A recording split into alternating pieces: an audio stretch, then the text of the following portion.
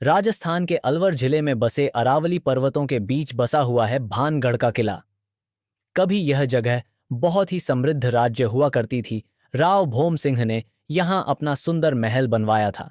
चारों ओर हरियाली, छोटे छोटे मंदिर, बाजार और खुशहाल जनता रहती थी। लोग कहते हैं जिस समय भानगढ़ था वो राजस्थान का स्वर्ग था। दिन में इस किले में शहनाइयां गूंजतीं और रात को दियों की रोशनी में नाच गान होता। लेकिन यह कहानी किसी सामान्य राज्य की नहीं। यह कहानी है एक ऐसे श्राप की जिसने इस किले को भारत का सबसे डरावना किला बना दिया। किले के पास एक तांत्रिक रहता था, सिंधु सेवड़ा। कहा जाता है वह काले जादू का बहुत बड़ा साधक था। वह रातों को पहाड़ों के बीच झप तप करता वहां था उस मंदिर और में, उसकी उस आंखों में आग सी भानगढ़ किले चमक के होती थी। किले में राव सिंह की बेटी रत्नावती रहती थी। उसकी सुंदरता की चर्चा दूर दूर तक थी। कहते हैं वो जब बाजार में निकलती थी तो हवा तक रुक जाती थी। एक दिन रत्नावती इत्र खरीदने बाजार आई। तांत्रिक सिंधु भी वहां मौजूद था। उसने सोचा अगर मैं इस पर जादू कर दूं तो यह मेरी हो जाएगी।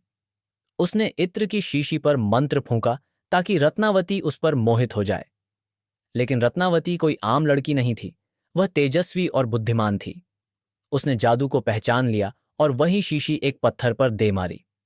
इत्र जादू से भारी होकर पत्थर पर गिरा और पत्थर तांत्रिक की तरफ लुढ़कता चला गया। उसी पत्थर से दबकर सिंधु सेवड़ा की मौत हो गई।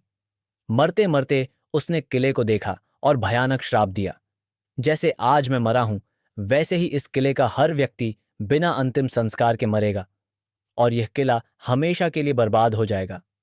रात में यहां कोई जिंदा नहीं रहेगा। श्राप सच साबित हुआ।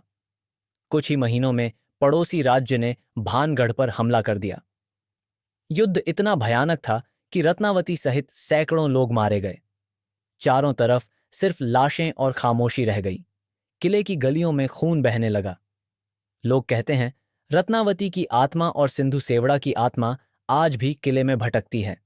जहां उनकी आखिरी सांसें टूटीं, वहां रात में औरत की चीखें और तांत्रिक के मंत्रों की आवाजें सुनाई देती हैं।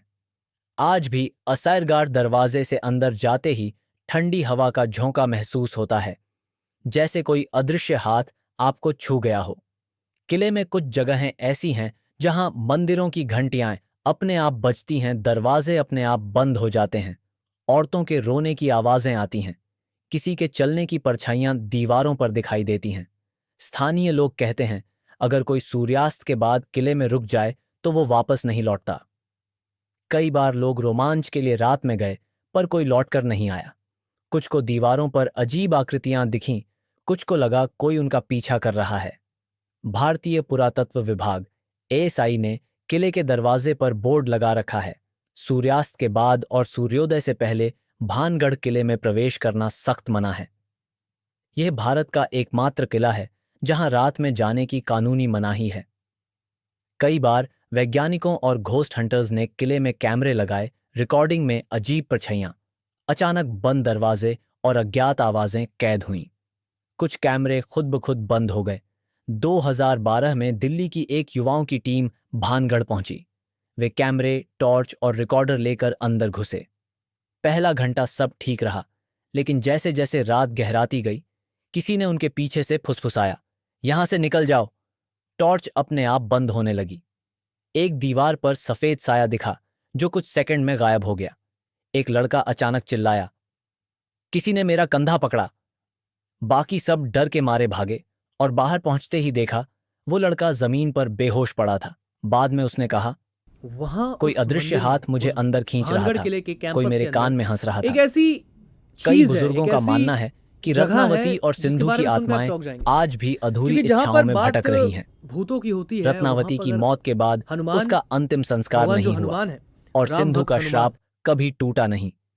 कहा जाता है अगर कोई रात में रत्नावती नाम लेकर पुकारे तो हवा में धीमे से हूं जैसी आवाज गूंजती है, और अगर कोई सिंधु सेवड़ा की दिशा में जाए तो गर्दन भारी हो जाती है, जैसे कोई पीछे से पकड़ रहा। आज भानगढ़ एक पर्यटन स्थल है, पर लोग अब भी वहां सिर्फ दिन में जाते हैं।